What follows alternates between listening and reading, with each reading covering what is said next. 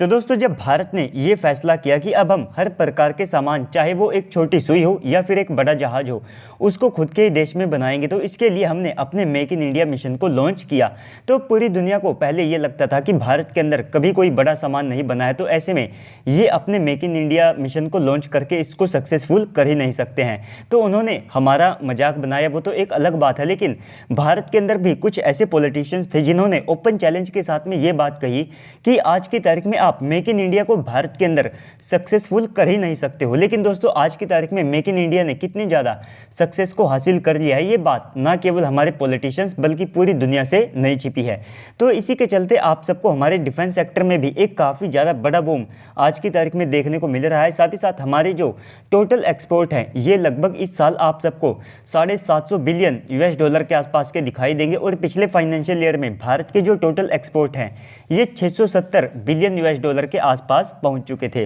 लेकिन इसी में हमारे डिफेंस सेक्टर के लिए हमारे रक्षा मंत्री राजनाथ सिंह जी ने एक काफ़ी ज़्यादा बड़ी स्टेटमेंट को यहाँ पर दिया है, जो कि आने वाले समय में ये दिखाती है कि भारतीय डिफेंस सेक्टर कितनी ज़्यादा तेज़ी से ग्रो करने वाला है। तो दोस्तों वीडियो को शुरू करने से पहले आप अभी से वीडियो को लाइक करके कमेंट सेक्शन में जा करके जय हिंद कमेंट कर दीजिएगा।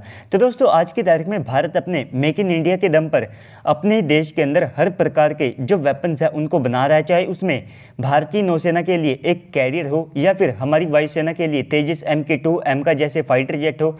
इसी के साथ में हमारी जो थल सेना है उनके लिए आर्टिलरी गन सिस्टम और हर प्रकार के जो वेपन है उनको अब खुद के देश में बनाने की कोशिश की जा रही है। और इसी के चलते हाल ही में ऑस्ट्रेलिया के इंस्टीट्यूट ने अपनी जो रिपोर्ट को पब्लिश किया था, तो उसमें ग्रोथ के मामले में भारत को जेट इंजन की फील्ड में 3rd रैंक दी गई थी, हाइपरसोनिक वेपन्स के मामले में 4th रैंक दी गई थी और ड्रोन के मामले में अच्छी खासी जो रैंक है वो भारत ने यहाँ पर कैप्चर की थी। तो इसी में हमारे रक्षा मंत्री राजनाथ सिंह जी ने ये कहा है कि आने वाले 5 से लेकर के 10 सालों के अंदर हमारे स्वदेशी हथियारों के जो ऑर्डर हैं ये $100 बिलियन के पार यहाँ पर जा सकते हैं। तो अगर आप इस अमाउंट को देखते हैं तो ये हमारे डिफेंस बजट से भी कहीं ज़्यादा है। और आने वाले समय में अगर इतने ज़्यादा वेपन्स को हम खरीदते हैं तो 5 साल के टाइम पीरियड से आप यहाँ पर हर साल $20 बिलियन तक का जो इन्वेस्टमेंट है वो हमारे खुद के स्वदेशी वेपन में यहाँ पर देख सकते हैं, जिसके कारण आप सबको कुछ ही सालों के अंदर हमारे डिफेंस सेक्टर के अंदर एक काफ़ी ज़्यादा बड़ा उछाल देखने को मिलेगा। और इस उछाल के कारण भारत के जो टोटल डिफेंस एक्सपोर्ट हैं ये भी काफ़ी ज़्यादा तेज़ी से बढ़ेंगे। हमारे देश के अंदर हथियारों की जो मैन्युफैक्चरिंग है वो भी काफ़ी ज़्यादा तेज़ी से बढ़ेगी। भारत अलग अलग कंपनियों के साथ में लगातार डील्स को साइन कर रहा है कि इनके जो वेपन्स है उनको भारत के अंदर बनाया जाएगा। और हमारा ये एम है कि 2025 तक हमारे देश के अंदर $25 बिलियन तक की जो डिफेंस मैन्युफैक्चरिंग है वो की जानी है। साथ ही साथ 2025 तक हमारी गवर्नमेंट का ये टारगेट है कि 35,000 करोड़ के जो हथियार है इनको हर साल से हम एक्सपोर्ट करेंगे।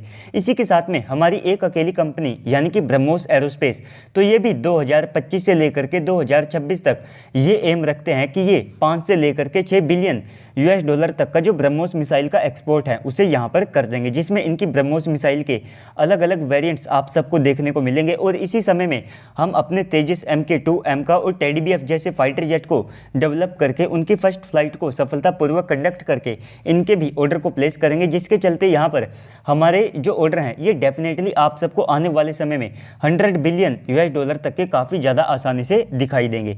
इसी के साथ में यहाँ पर अगर आप हमारे खुद के स्वदेशी वेपन्स के डेवलपमेंट को देखते हैं तो घातक का फैब्रिकेशन पहले से स्टार्ट हो चुका है। HAL ने भी अपने कैट्स वॉरियर का जो प्रोटोटाइप निर्माण है वो शुरू कर दिया है। कावेरी इंजन का जो ड्राई सेक्शन है वो भी ऑलमोस्ट यहाँ पर तैयार है। उसने सफलतापूर्वक अपने जो हाई एल्टीट्यूड के टेस्ट है इनको भी कंडक्ट कर लिया है। कुछ ही समय में इसका इस्तेमाल आप सबको भारतीय ड्रोन्स के अंदर दिखाई देगा। इसी के साथ में अगर आप बात करते हैं सबमरीन्स को लेकर के, तो इसमें भी भारत काफ़ी ज़्यादा तेज़ी से आगे बढ़ रहा है। और हमारी नौसेना हमारी तीनों सेनाओं में सबसे आगे है, जो कि नए नए प्रकार के वेपन्स को सबसे पहले अपने बेड़े में शामिल करती है। और कहीं ना कहीं हमारी नौसेना यहाँ पर एक रिस्क को भी लेने के लिए तैयार रहती है कि भले उनका यहाँ पर फायदा हो या फिर ना हो, लेकिन वे हमारी कंपनियों के लिए जो कॉस्ट इफेक्टिव वेपन्स है और भविष्य में जो डेवलपमेंट है वो जारी रहे, इसके लिए वे कहीं ना कहीं हमारे वेपन्स को काफ़ी ज़्यादा प्रमोट भी कर रहे हैं। इसके बाद में यहाँ पर हाइपरसोनिक वेपन्स के मामले में हम HSTDV जैसे जो वेपन्स हैं इनको भी तैयार कर चुके हैं। और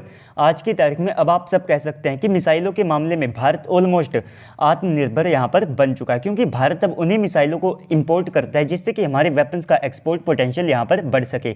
और हाल ही में HAL को 70 HTT-40 एयरक्राफ्ट के जो ऑर्डर हैं ये भी मिल चुके हैं। 83 तेजस MK-1A के जो ऑर्डर हैं ये भी पहले से HAL को दिए जा चुके हैं। तो इस कारण से अब आप सब कह सकते हैं कि ये जो $100 बिलियन US तक का आंकड़ा सामने निकल करके आया है कि इतने सारे हथियारों को हम अपने से खरीदेंगे, तो ये कहीं ना कहीं अब काफ़ी ज़्यादा पॉसिबल भी लगता है। तो दोस्तों ओवरऑल इस पूरी वीडियो के बाद अब आप सबको क्या लगता है कमेंट सेक्शन में बताइएगा। साथ ही साथ अगर आपको वीडियो अच्छी लगी है तो वीडियो को लाइक कर दीजिएगा। अगर आप चैनल के ऊपर पहली बार आए हैं तो प्लीज़ से चैनल को भी सब्सक्राइब कर दीजिएगा। तो चलिए दोस्तों आज की इस वीडियो में इतना ही, मिलते हैं अगली वीडियो में, तब तक के लिए गुड बाय, जय हिंद।